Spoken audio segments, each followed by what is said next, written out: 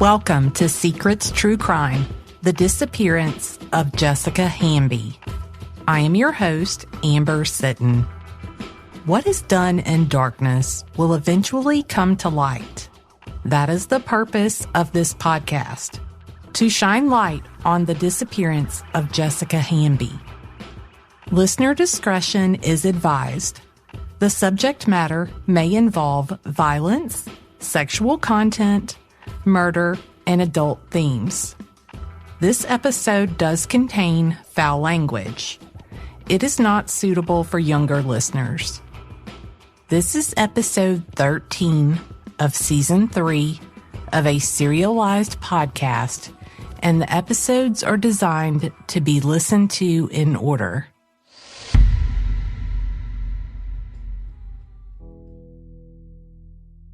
Jessica Leanne Hamby has been missing since January 3rd, 2018. At the time of her disappearance, the 24-year-old mother of 3 was a beautiful brunette with big hazel eyes. She had a head full of long, thick hair, was 5 foot 2 inches tall, and weighed approximately 125 pounds. In the almost 5 years since Jessica was last reported to be seen, the stories regarding her disappearance and fate have been plentiful and the facts scarce. We are starting from the beginning, and by the beginning, we are beginning with Jessica's life 6 months prior to her disappearance, as we bring to you the findings of our investigation in real time. Before we get started, we want to make something clear. This is an episode we hoped we wouldn't have to do. The information we are going to present is what we have in hand right now, and it is likely going to lead to speculation and probably won't cast everyone in the most flattering light. Just understand that many of the questions you'll probably have after listening are the very ones we have too. The communications you are going to hear are something we felt were of importance since we first read them. We've spent a great deal of time trying to get additional information, explanation, and responses from people to fill in gaps and make better sense of it all. But for whatever reason, they aren't talking to us and haven't been forthcoming with the information to anyone else in the last 4.5 years either.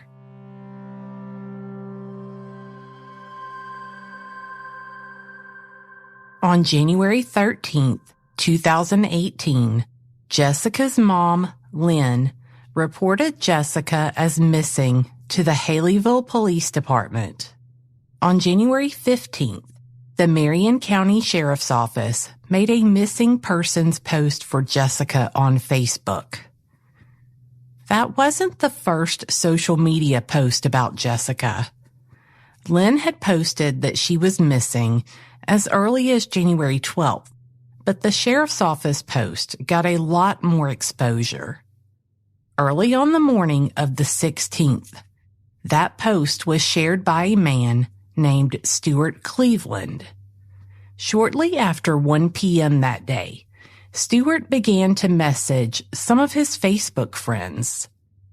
Stewart was also friends with Jessica's cousin, Kristen, and the two exchanged a number of text messages about Jessica. You are going to hear all of these messages ordered by the date they were sent and received. As you listen, remember that all of these messages are from Facebook Messenger, except for Stewart and Kristen's messages, which are text messages. On January 16th, Stewart first messaged a man named Jake, and next he sent a message to a man named Jay, who was also sometimes called Jamie. He asked them to go look at the missing persons post he shared on his page because the missing woman was the daughter of his wife's good friend. 4 minutes after he sent the first message, Jay responded.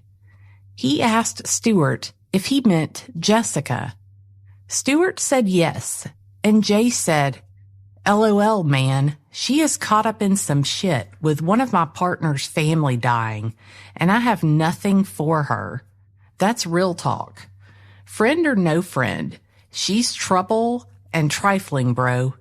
She either assisted in the murder or she lured the guy in to be killed, bro, and I'm not okay with that shit.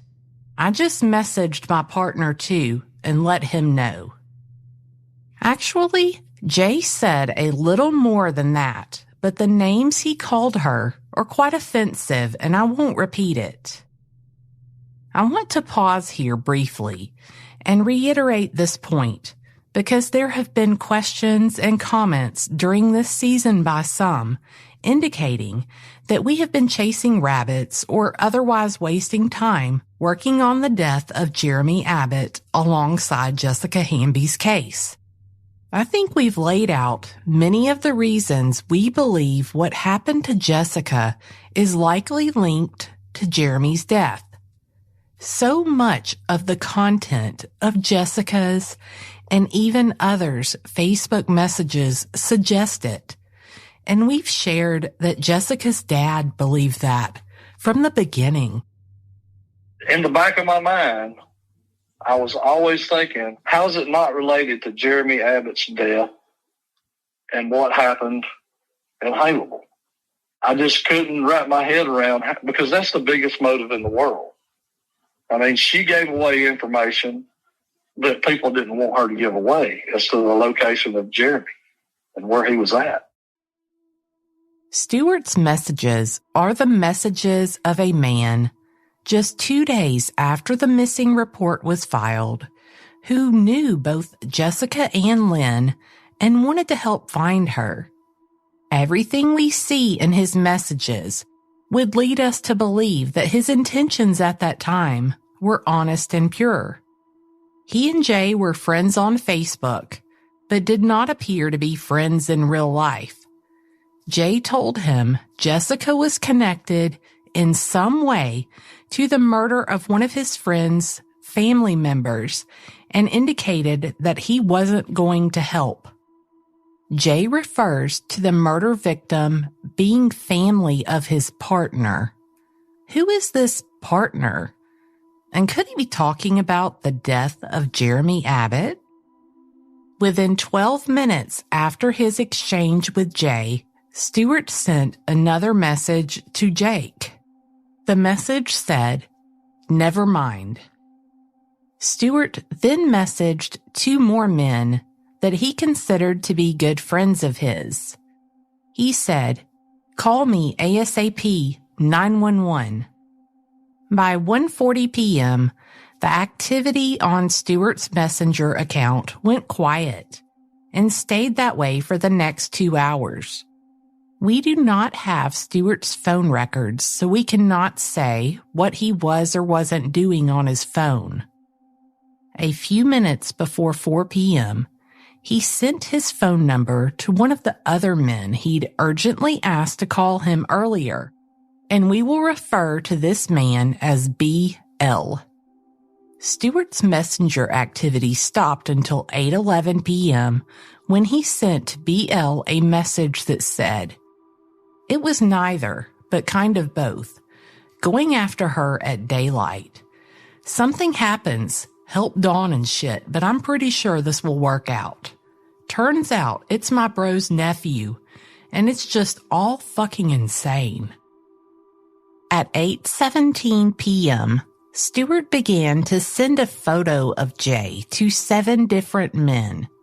He asked them all if they knew Jay. All but one of the men said they didn't know him. Jay was living in the Haleyville area, but he'd moved there from another area of the state about a year prior. One man we'll refer to as JC told Stewart he knew him, knew where he lived, and asked how many people Stewart had ready to ride. They talked about going to get Jessica the next morning. Stewart noted he wanted to take as few as possible in case the shit gets bad. He told JC that Cody was on deck and that Cody knew both Jessica and her mom. From other conversation, it appears Stewart was talking about a man named Cody Barnes. Cody's name has come up numerous times over the years, and we mentioned him to you in episode 10, appropriately titled Crooked Ass Shit, as Rocky West referred to the general happenings around the Edwards residence. If you recall, Rocky described how he felt Eric Edwards was trying to set them up after they'd made the drug run to Tennessee. One of the points he listed to support that suspicion was Eric wanting to stop at Cody Barnes' home on the way back, even though Eric had just spoken to Cody on the phone and he knew Cody wasn't at home. Cody Barnes is one person we have not been able to speak with so far, as he's been in the Marion County Jail since July 5th. So on the night of January 16th, it appears that Stewart had put together a lot of information on his own and believed that Jessica was alive and knew who she was with and where. But from Stewart's messages, it also seems as if his rescue plan changed. The next day, January 17th, at 1:42 p.m., Stewart told BL, "We had to step back. If we push, she won't be there, so we are regrouping at the moment. It's a long, fucked up ordeal." Also on January 17th, Stewart told Kristen, "He's looking for Jesse. He's not anywhere he should be. I think I'm gonna have to go try to turn Jay and find out through him." Kristen replied, "Okay, but hell, he hates her, so why would he help you? And what happened to your other help?"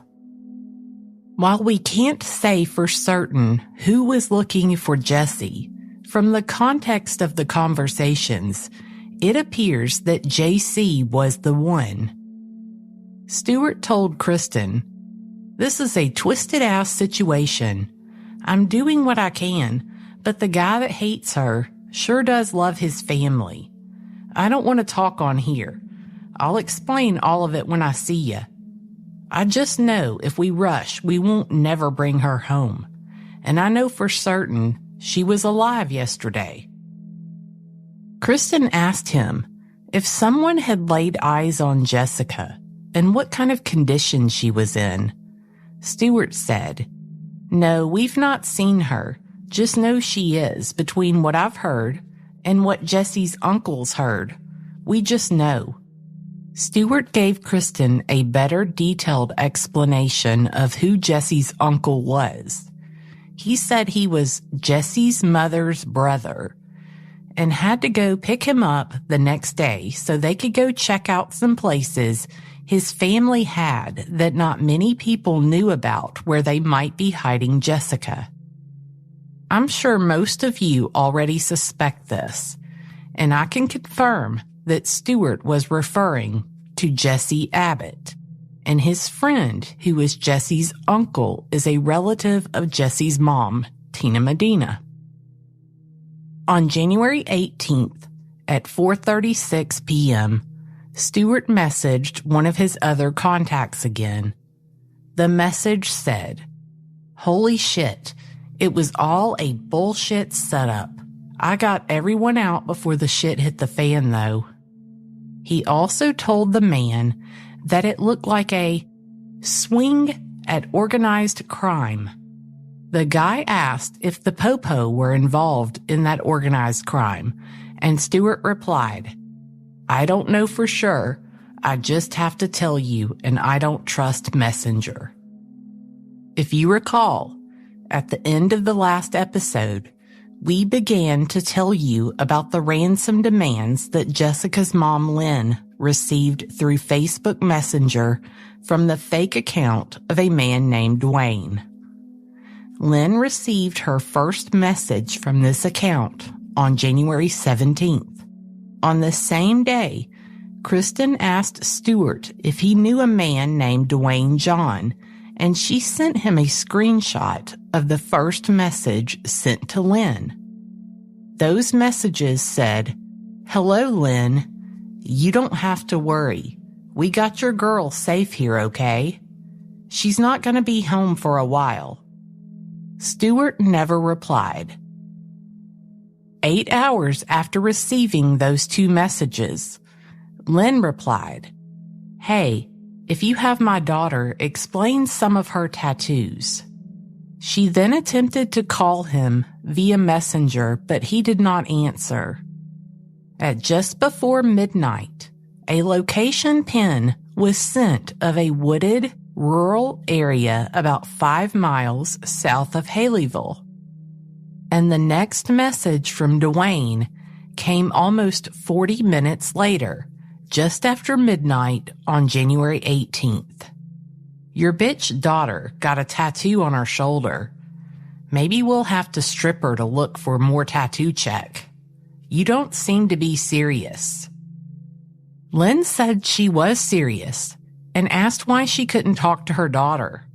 Dwayne said, "We even tired of keeping her. She's almost finished our drugs. Your daughter needed to be wild as fuck. If you want to talk or see her, you got to do as I say."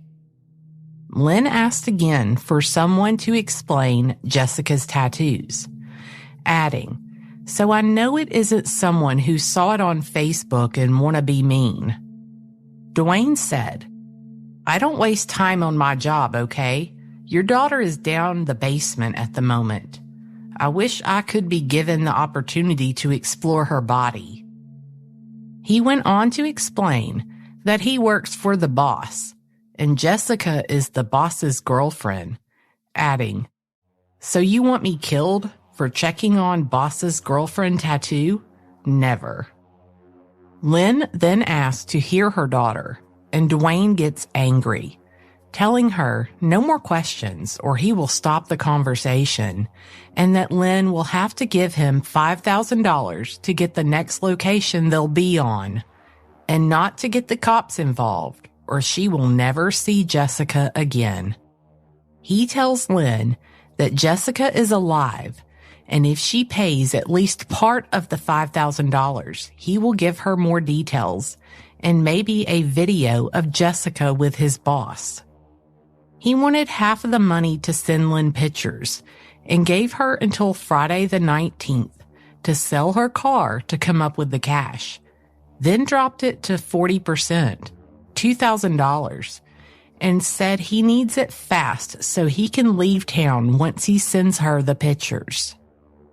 Later in the day, on January 18th at 12:28 p.m., Kristen messaged Stewart again. She said, "Dude, what's going on? 'Cause I'm about to make a move myself after that shit that was messaged last night." Stewart replied, "I don't know. I've been out with my bro looking all morning. Jesse is nowhere. Nobody's seen him. Looks to me like they're just holding her, giving her hell. We headed to Hamilton to talk to someone, and I'll holla at ya."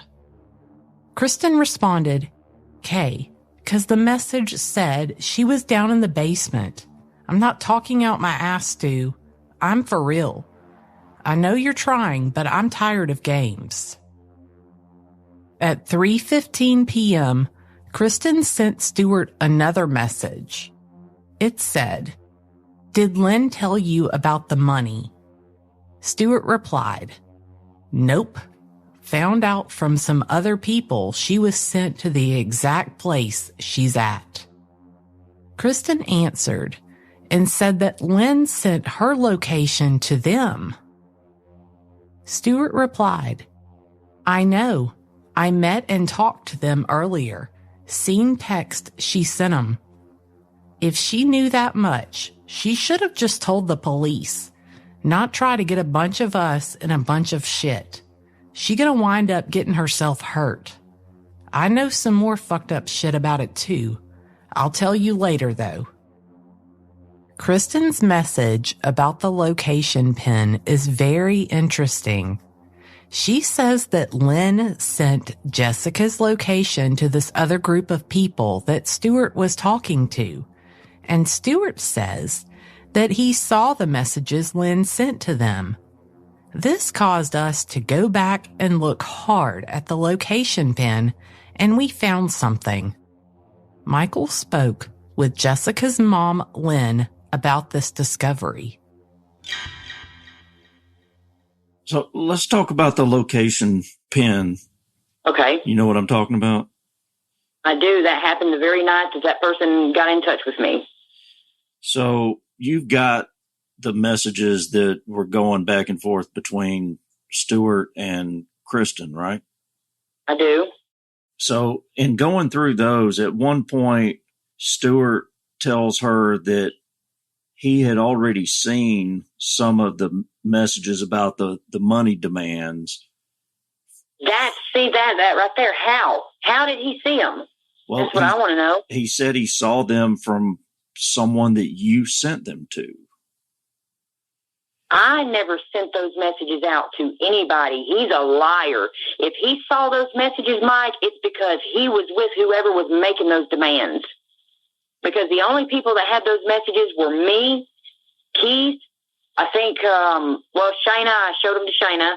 And I think maybe at some point Jeff Means got them. I'm not real sure.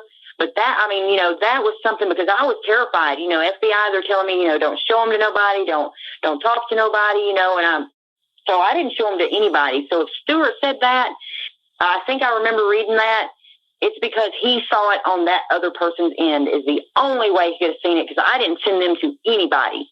Right. Okay. Part of that conversation between Stewart and Kristen, he said something to the effect of, I already saw them from the person that Lynn sent them to. And Kristen's response was, yes, she sent them the location. That's where they got messed up, because I did tell Kristen about the ransom demand. But I told her, the reason I told her is because her brother-in-law at the time, Zane Crutcher, was a close friend of Cody's, and he said he knew Jessica very well, and, he told us, hey, if anything ever comes up, give us a call, blah, blah, blah, and so we called Zane that night, and I guess when I told her something about the location, she misunderstood me, because I didn't send them a location, they sent me a location.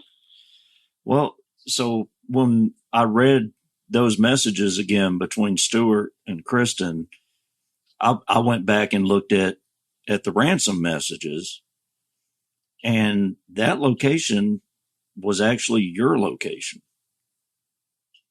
You sent that. I sent that? Yep. Okay, if I did, then it was all a complete accident, because see, at the time I was new to all of this stuff. And, but the weird thing is the location that was pinned. Okay, I can tell you exactly where we were when the phone calls come through. We were at Susan DeLay's house on County Road 28. Yeah. The night that we got those messages. And when that location pinged up, we got in the vehicle. Me and Cody got into my little S10 pickup, and we went to that location on County Road 17, I think, which was Yankee Trace Road, I think, which was a couple of county roads over from us. Yeah. And that wigged me out, too, because the location that we were at is you can look up Susan DeLay from Haverville, Alabama, and we were on County Road 28 at her house. Yeah. Because I was jumping off of her Wi-Fi, if I'm not mistaken, I was on her Wi-Fi, and that's how by chance that message come through, because I didn't have any minutes. But I know that we were at Susan DeLay's, and we were at her house when those messages come in. And when that location pinged up, we went to that location. We left County Road 28, hit 13, we turned left, went down to, I think it was either 17 or 20, turned left on that road and went down to where that ping is. And it's a little county road, and it's got like a gate, and it's supposed to be a county road, but there's a gate blocking it. And there was a car sitting like just a few feet from the gate, like on the side of the road. And it was really cold that night, and that truck didn't have heater. And, the windows were fogged up, and I was scared, because Cody was telling me to wipe the window to see if there was anybody in it. I was scared, but I couldn't see, even when I wiped the window, because it seems like maybe it might have been drizzly or something that night, and it was on the outside, and I couldn't see anything, and I got scared because it was just me and him, and, and we left, and that's when we left, and we went back, and, Cody tried to call some people to come and help us, and we couldn't get nobody.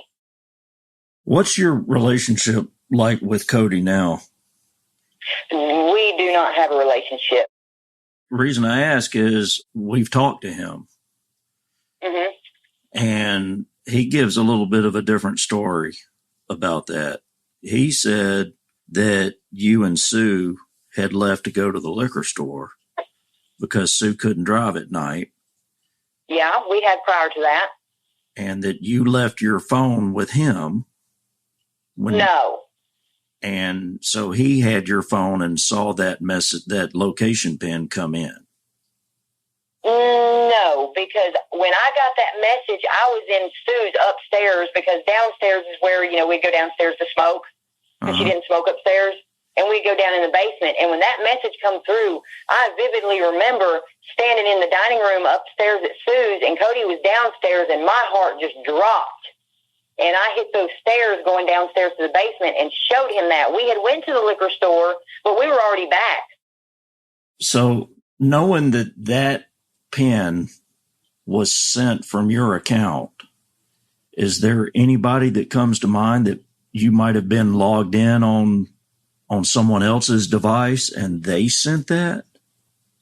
I mean, not that I know of, but I mean, the only people that ever had my login stuff would have been me, Cody, and Jessica. Okay. That I can think of or that I know. Because, there was times when Jessica, she would lose her phone or whatever, and, I would give her a phone, and, my stuff would be logged in or, which I didn't care. Yeah. But, I mean, Jessica had access because, I mean, at the time I always kept the same password, which I don't remember what it is now, but, and so, I mean, but that was, and Cody, I didn't have no kind of locks or anything on my phone, which I had logged into my stuff on his phone before and vice versa, but not that I know of, unless somehow somebody got an old phone of mine that, still had login information on it. I don't know. Right. So that's something that's, like I said, it's kind of confusing. That doesn't make a whole lot of sense. Me too. Very much so. It has always been said that Dwayne, the person demanding the ransom, sent that pin during the conversation. Based on the screenshots provided by Lynn, it was sent before he even made a demand for money. Lynn's husband at the time, Cody Ballard, told us that he saw the pin come in, and he had Lynn's phone while Lynn was driving a friend to the liquor store. Lynn says that they had already returned from the liquor store, and she had her phone on her when the pin came in, and she remembers that it made her cry and shake. The bottom line is, the location pin was sent from Lynn's account, and it is denoted as being my location, meaning it wasn't a random address that was entered and shared. Another point we want to make is that while the map application within Facebook shows a physical address for where the pin is, the actual position of the pin is not at a residential address. The map picked the closest physical address it could find, but the pin itself is in a wooded area nearly a quarter mile away from that address. Lynn's conversation with Dwayne continued off and on, and at some point in January 18th, he believed Lynn had at least some of the money, despite there being no messages in the screenshots we have saying that she had obtained the money. He told her, now you've the bucks in hand, you decide to be greedy. Maybe that's why she left home, because her mama is self-centered. You don't know this, LOL. He then gave her 10 minutes to get the money to him, or he threatened to poison her slowly, then have a fill of her body before sending you shots of your dead daughter. Then you know you killed her because you were greedy. He says he will be back in 10 minutes for the last time. The screenshots we have never indicate he told her how she was to get the money to him. Dwayne didn't come back in 10 minutes, though. At 4:30 p.m. the next day, January 19th, he sent, "Okay, I see. I don't have her, but I'll anyway," followed by a thumbs up. Lynn replied with her own thumbs up, followed by one word, proof. Dwayne sent, "Enjoy the money while you wait for her dead body. You'll regret ever making me waste my time. It's a promise. Good day." At 5:08 p.m. on January 19th, Kristen sent Stewart another text asking if he'd heard anything. Stewart told her he hadn't, and she replied, "Well, we do need to talk, but in person, because Lynn's told me a lot of shit, and I can't make sense of it. And that person's still been messaging. But you knew about them messaging before I told you, so that makes me think that they may be legit.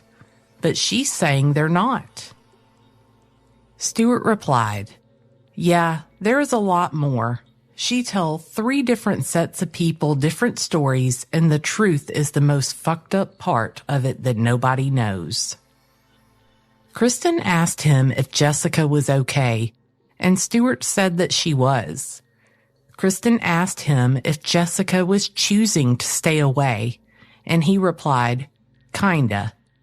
Kristen asked, "What's kinda mean, bro? I'm so confused." Stewart said, "Yeah, took me forever to find out. It's confusing as fuck, but I'll tell you when I see you." The messages with Dwayne continued the evening of January 19th. At 7:24 p.m., he sent, "Sorry I couldn't provide you with the proof you needed, which wasn't part of the deal at first. You just continue your search, okay? I promise you'll never see her. Good luck." Lynn did not respond to him, and about 30 minutes later, he added, "Guess you can sleep now, but in a few days, you'll be awake all night sobbing for your daughter because she'll be dead by then. Then you get my proof." Lynn still didn't engage with him. At 8:33 p.m. on January 19th, Dwayne sent her 6 images. The pictures are dark and show 2 adults in nondescript clothing with knit hats or masks, and 2 teenage children in a multi-level building with pipes along the walls, stairs with a metal railing, and almost no furnishings. Some of the pictures clearly show the children's faces, and one appears to be a male with shoulder-length hair, and the other a female with brown hair, possible braces on her teeth, and wearing pink denim pants. Dwayne says, "You believe me now? Don't play with me, Lynn. I'm dangerous to play with because I'm the one that's got the chains and gun." Lynn finally replied to him, saying, "That's not my daughter." Dwayne says he can't just take a personal shot of her. He then said he would take a percentage of the money so he could leave town and start a good life. Then she could come and get Jessica. He added that he doesn't want to hurt her. Lynn fired back, asking why can't he just take pictures of her, since he took those pictures. She told him to show her Jessica, and she would show him the money. Dwayne said he wants a better life and doesn't want to keep working for his boss. And he gave either a first name or a nickname for this boss, which we are withholding at this time. Dwayne said he's fed up and many more daughters will go missing. He then seemed to beg Lynn, saying, "Why don't you just give it a shot? Believe me when I say you'll never find her without my help." Dwayne questioned why Lynn was suddenly changing her mind and said, "Now you've got the money, you got carried away, LOL," followed by laughing face emojis. He ended the day's communication saying, "This is my last attempt to help you. Trust me, I'll never talk about it again. When you find your daughter, be sure to let me know." Lynn didn't receive another message from Dwayne for 2 days, but she did get a new message on Facebook the following morning. At just after 6 a.m., someone using a profile named Ruby Jim messaged Lynn. "Lynn, I saw your post about your daughter. It'll interest you to know she's in Canada. Saw her in a basement. I'm certain she's the one. Though my eyes ain't that sharp because I'm old, I'm certain on this." A little over 4 hours later, Lynn responded to Ruby, "No, she's not, and I have been scammed about her before." The next day, January 21st at 3:18 a.m., Ruby replied with, "You mean a hoax or something? I saw her at a basement with a criminal. Guess she's his man. Believe me." Ruby used a name for this criminal. It was the same name that Dwayne used. At just before 5 a.m., Lynn got more messages from Dwayne. They started with, "Found your daughter yet? Ha ha ha ha ha. Greedy fool." At 8:29 a.m., Lynn told Dwayne to go to hell and called him Ruby Jim. He replied with, "You'll never find her." The conversation turned ugly then, with Lynn telling him the FBI will find him and she's not playing games. Dwayne said, "Bring them on, bitch. They'll never find me."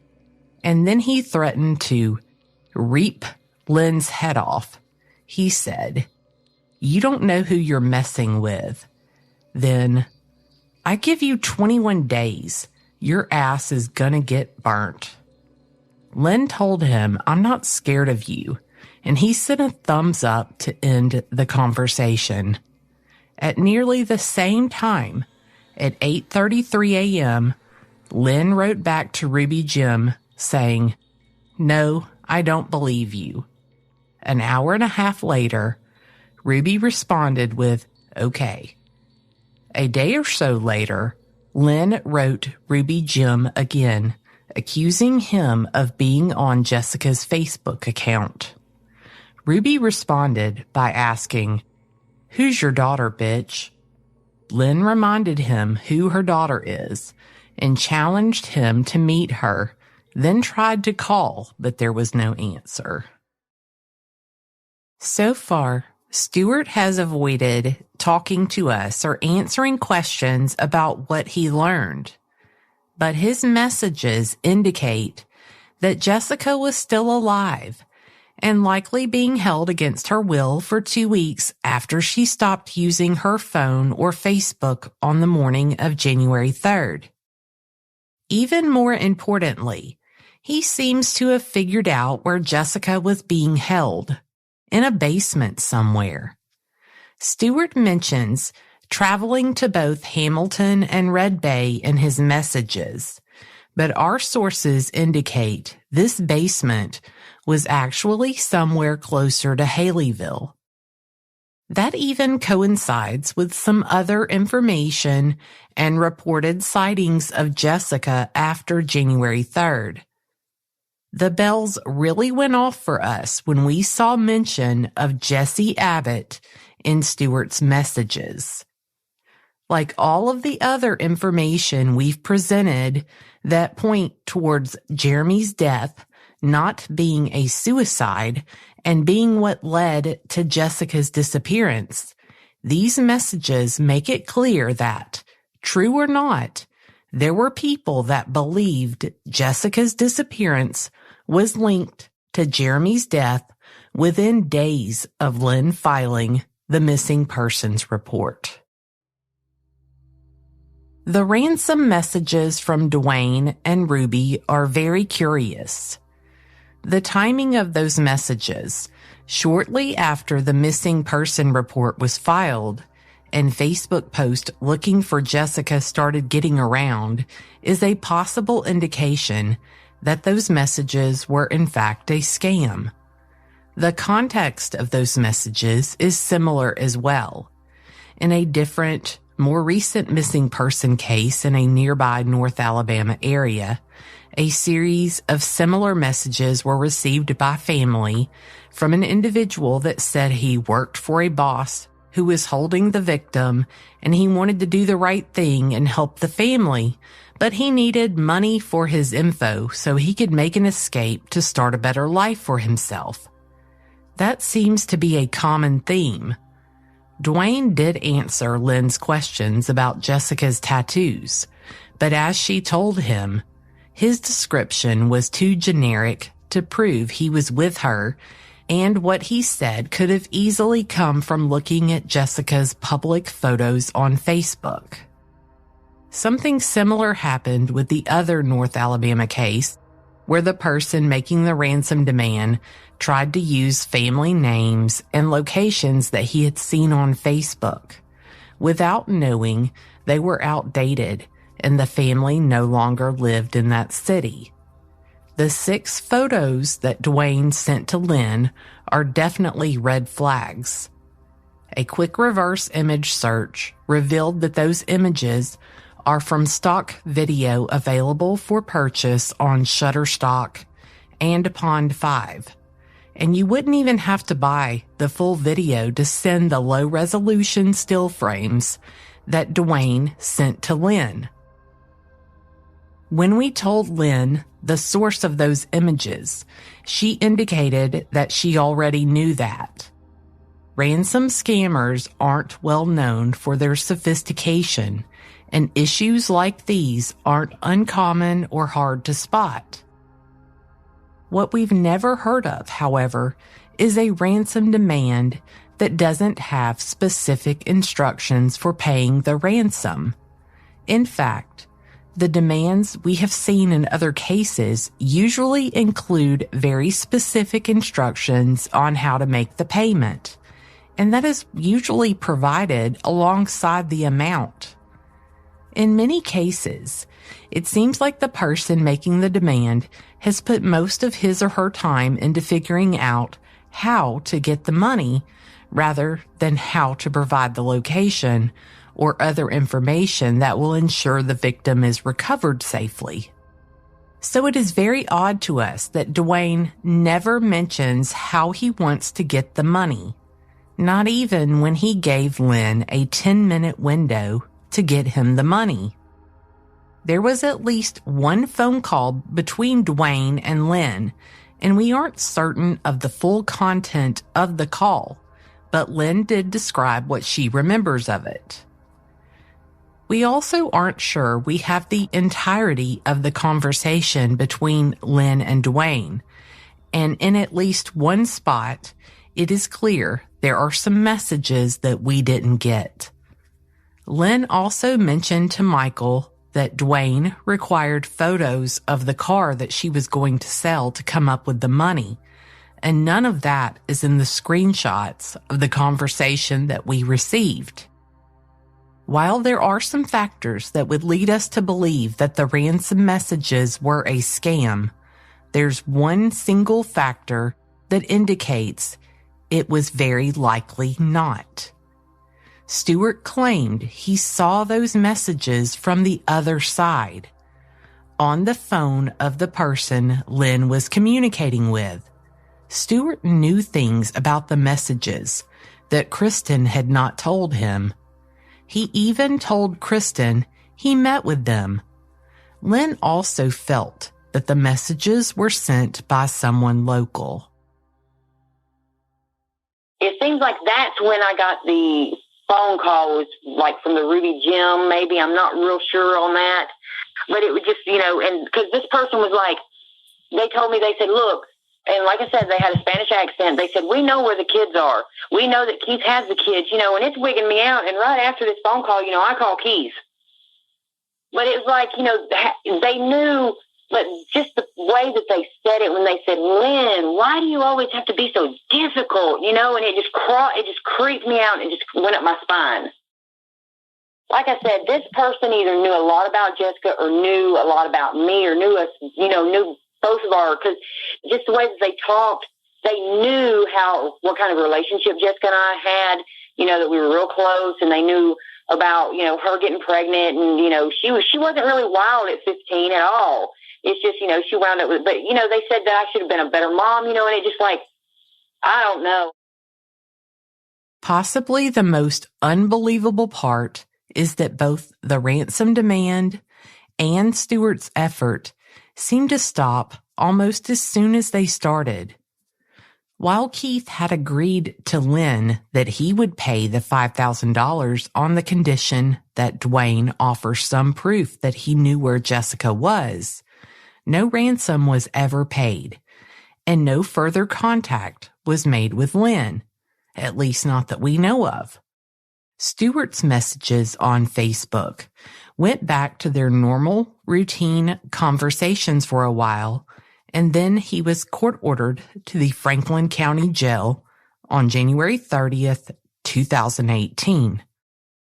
Sometime after that, he entered a drug rehabilitation facility, and he didn't return home until March 12th, 2018.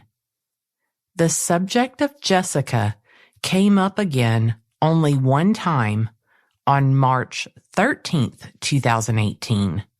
On that day, he contacted two of the people he originally messaged to enlist their help finding Jessica, JC and Cody Barnes. He told them that the SBI had just visited and questioned him. To Cody, he added one more detail about that kidnapping. The conversation ended with Stewart saying, "Got some shit to run by ya." Cody gave him a thumbs up. As we've already stated, others have questioned Stewart and even Cody regarding the events detailed in Stewart's messages, but based on the information we've received, neither have been cooperative.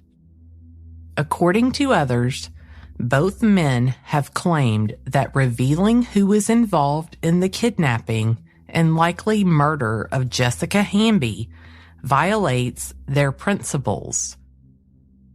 Different individuals have told us that when they have separately asked Stewart and Cody what principles of theirs it violated, they were told preserving the white race. Jessica's mom's family is of Puerto Rican descent, and Jessica proudly declared herself to be Puerto Rican. Jessica also had a diverse group of friends. Stewart and Jessica's mom, Lynn, appear to have been great friends over the years since Jessica has been missing. Stewart has been a frequent visitor to her home. Lynn told us that she recently confronted Stewart about these shocking communications regarding Jessica. Because, he was just like he was offended that I was even asking. And I told him when I was screaming at him, I said, "That is my fucking daughter." I said, "You're a parent." I said, "You piece of shit." I mean, I just lost it because he was just, just real defensive and, like I had no right to be asking him these questions. No, screw you, that's my kid. Because, see, whenever I had asked Stewart about it before, anytime he'd say, "Well, one more by herself," or, "We'll have to talk about that later," and he would never come on. He never told me about any of those conversations. He never told me none of that.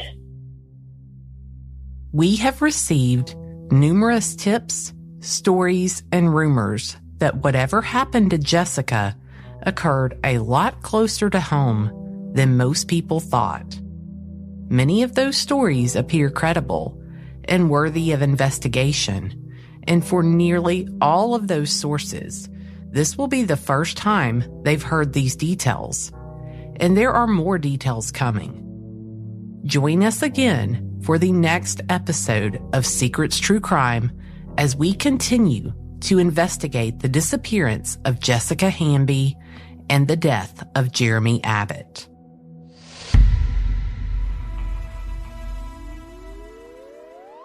If you have any information that could help to solve the disappearance of Jessica Hamby or the death of Jeremy Abbott, please email me at secretstruecrime@gmail.com or call our confidential tip line at 205-282-0740.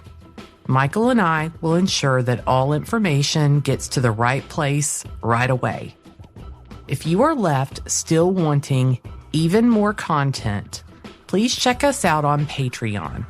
We have it filled with great information about Susan and Evan, Eric and Gypsy, and we will be adding additional content about Jessica. This podcast is an independent podcast. That means that everything that goes into making this podcast is done and funded by me. All of the investigative tools and resources are provided by Echo 7 Foxtrot. The tragedies we highlight and investigate have had a tremendous impact on the victims, loved ones, and friends. We don't burden them with additional expenses to cover their cases. We donate our time and talents because we want to help and hope to find the answers they need that are so long overdue. For as little as $5 per month, you can receive exclusive access to members-only photos, videos, early access to episodes, and much, much more. By becoming a patron, you too are helping us help these families. Patreon.com/secretscrime. I'll also post the link on our Facebook page. If you are enjoying this podcast, be sure to follow or subscribe in your podcast player of choice and by giving us a 5-star rating and review. We are active on social media and will often share photos of Jessica and Jeremy. Follow Secrets True Crime on Facebook, Instagram, and Twitter @SecretsCrime. This episode was co-written by me and Michael Fleming. The audio production for this podcast is by Kane Power at PrecisionPodcasting.com.